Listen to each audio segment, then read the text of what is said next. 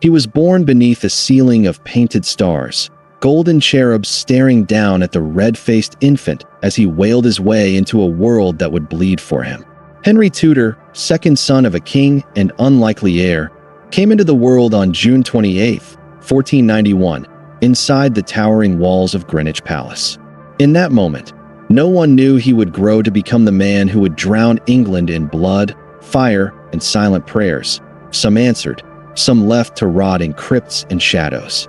His brother Arthur was the golden child, destined for the crown. But when Arthur died young, coughing up pieces of his lungs into embroidered handkerchiefs, the wheel turned toward Henry, a second son now summoned by fate, or something darker, to take the throne. At just 17, he became King of England, tall, athletic, golden-haired, a symbol of youth, beauty, and Renaissance hope. The people cheered, bells rang, and the courtiers bowed, but the crown had already begun its slow tightening around his skull. He married his dead brother's wife, Catherine of Aragon, a woman of strength, dignity, and quiet sorrow. At first, the union was filled with affection, maybe even love.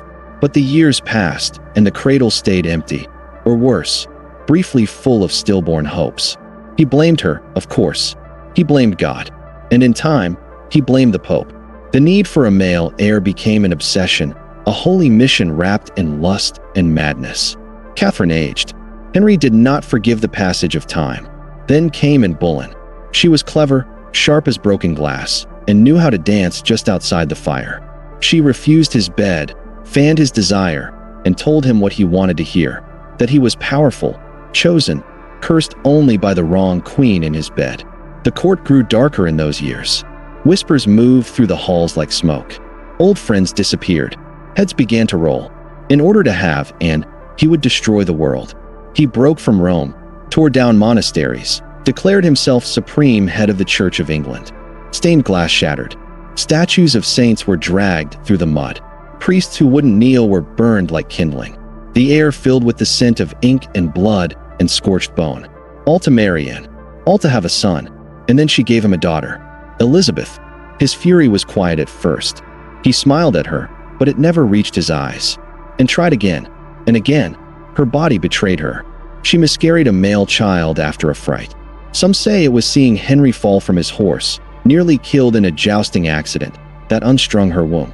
Others whisper she saw something else, an omen, a shadow, a pale woman in white moving through the gardens of Hampton Court. Whatever it was, the next child died inside her, and with it, her purpose. She was charged with adultery, incest, treason. Her own brother was dragged to the scaffold with her. The accusations were absurd, venomous, perhaps whispered into Henry's ear by those who feared Anne's growing influence, or worse, by Henry himself, haunted by regret and seeking blood for comfort. She died on Tower Green, beheaded by a French swordsman brought in specially to make it quick. The crowd said she laughed as she died. Others say her eyes blinked after the head fell. Henry married again. Jane Seymour, pale and dutiful, gave him the son he wanted, Edward, but died in the process. Her death broke something in Henry, or perhaps revealed it.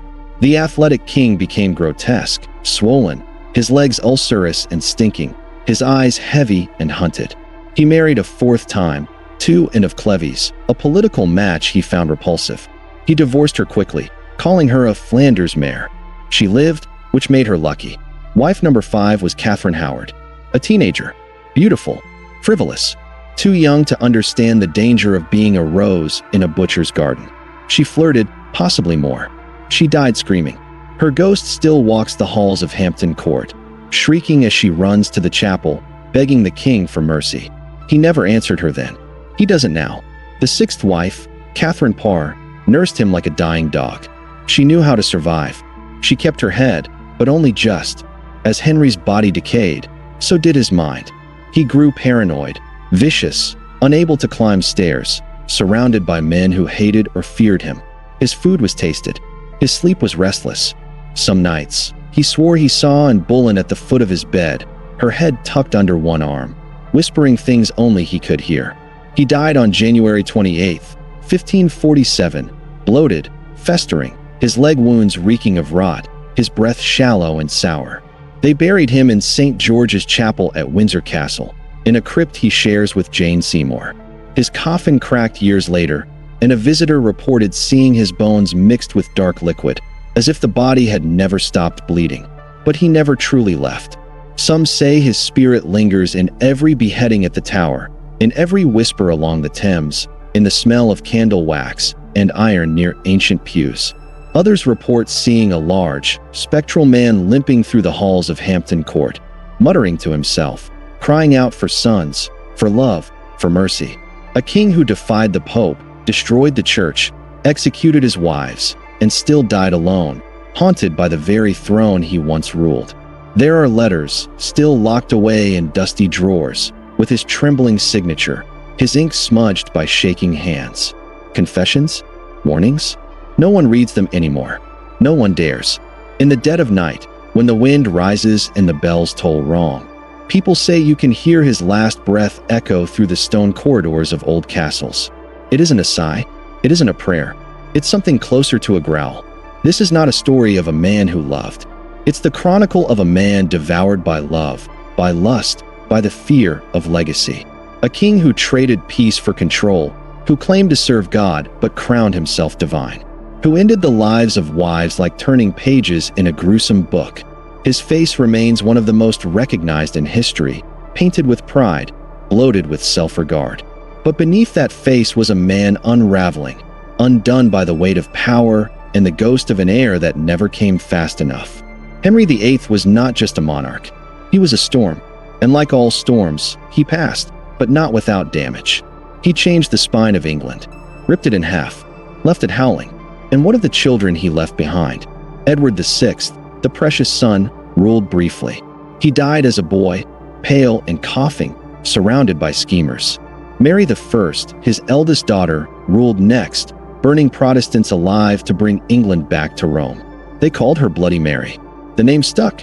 And then came Elizabeth I, daughter of and Boleyn, the daughter Henry nearly erased, who became the greatest ruler England had ever seen. The irony is thick. The child he barely wanted saved the kingdom he nearly destroyed.